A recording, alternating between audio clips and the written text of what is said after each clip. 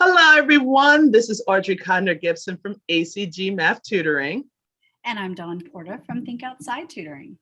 And we're here to share our takeaways for this lovely year, of 2020 and 2021.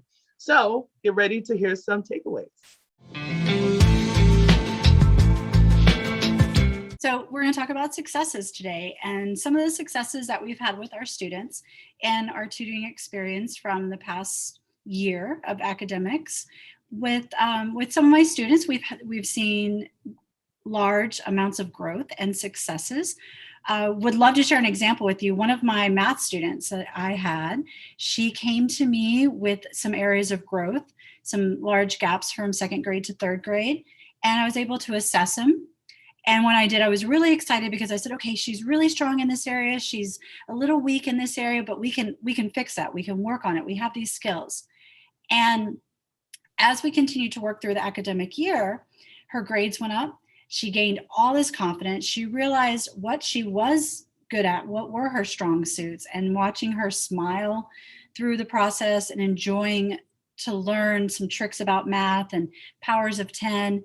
And I received a message from the parents not too long ago that she received the award for most improved math student.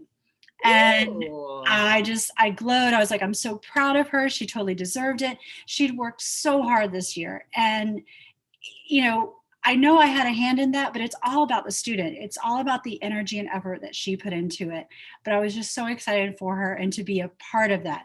And as a classroom teacher, we share those successes too. But as a tutor, you're like, okay, I taught her this little trick that she didn't know before. And it just really brightened my day to hear that. Oh, that's awesome. Congrats. I mean, just the fact that you can see a kid develop, and just like when you mentioned, like we're both used to be teachers in the classroom, but it's always like when we put things out there, it's almost like a hit and miss. But whereas tutoring, you're directing it directly to that one person. That's awesome. Yes, what other stories? I'm curious now.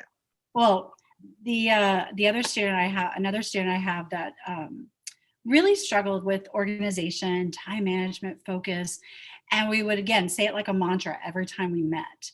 And he really enjoyed that structure. He needed that structure. So we did get into a groove where we would meet twice a week and we would have, okay, what are our goals? What do we want to work on? And we're still going to work on the time management piece. And I think one of the areas that I still want to work in is due dates.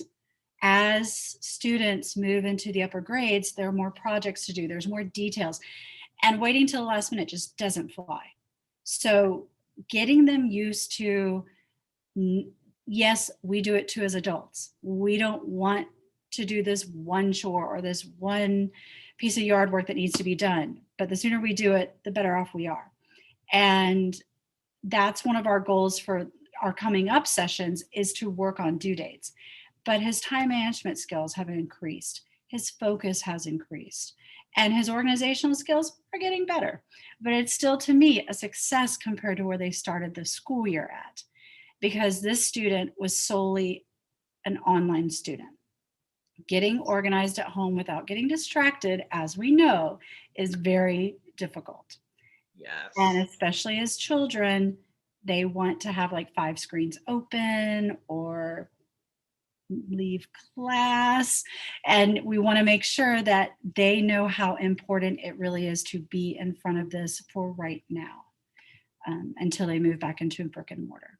Yes. But what about you? What about your successes? Well, the first person that always comes to mind is this one young lady I received about 3 months ago. And the first time I met her, she cried.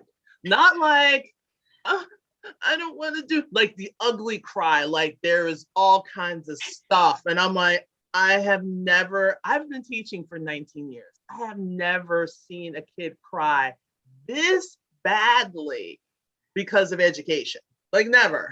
So it really took me back a bit. And for her to come in, and her mom was like, no, you're staying, you're getting tutoring, and push her right in front.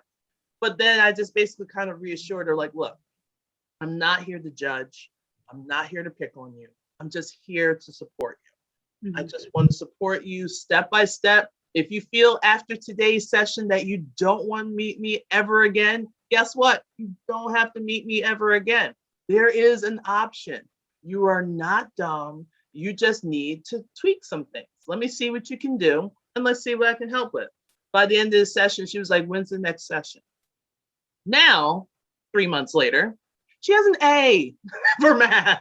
So going from like, I think she had like a 48% to like a 92, 93 last time I checked percent.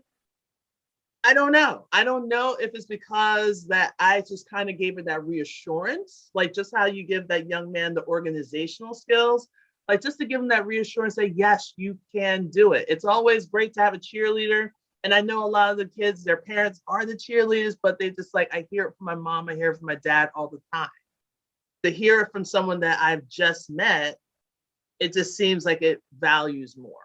So, I mean, as long as we keep doing these little sessions and these moments of reassurance and growth, I mean, that's a whole premise of me being the tutor. And again, like again, a takeaway of these successes is the self-confidence. Especially if they're a solely an online learner, hybrid learner, or, you know, right now, we know this year, even if the kids were in brick and mortar, just having that little bit of reassurance for themselves and being more self-confident. It was difficult for teachers to pull small groups. It was difficult for teachers to meet with students. And you're giving that little bit of extra, you know, confidence for those kids, like your little virtual hug, like, I got you, we got this, let's work, let's go.